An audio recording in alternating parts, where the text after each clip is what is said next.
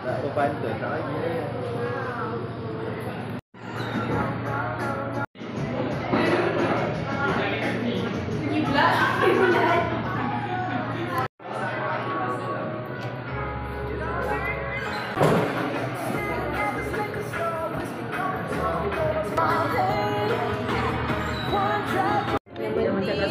Itulah. Nasi goreng rumah kampung. Assalamualaikum warahmatullahi wabarakatuh.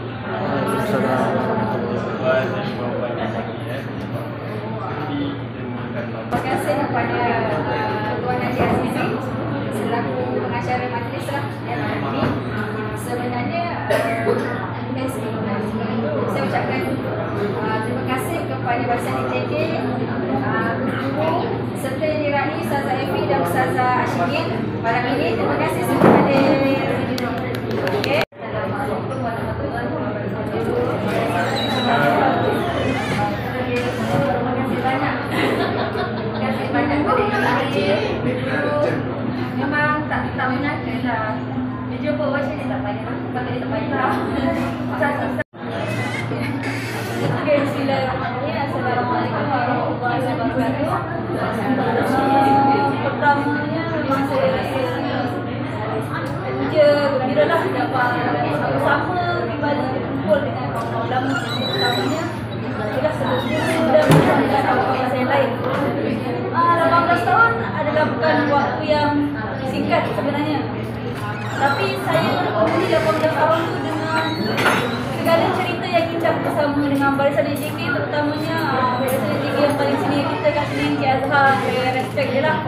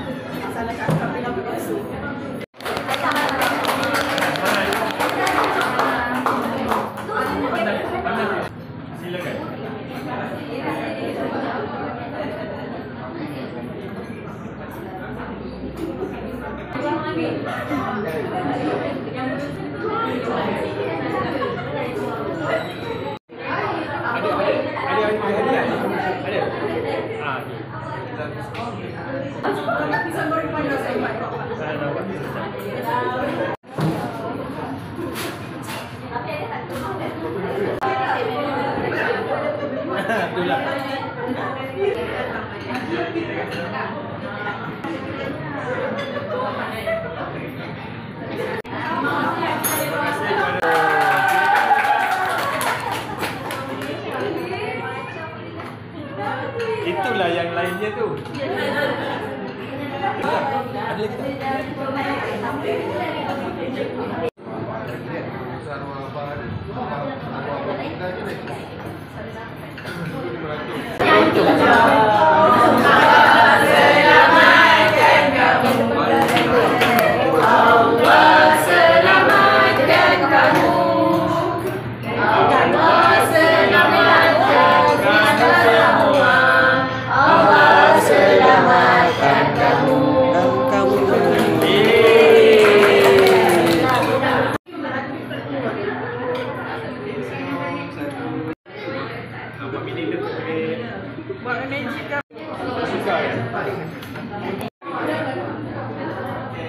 terusnya Ustazah.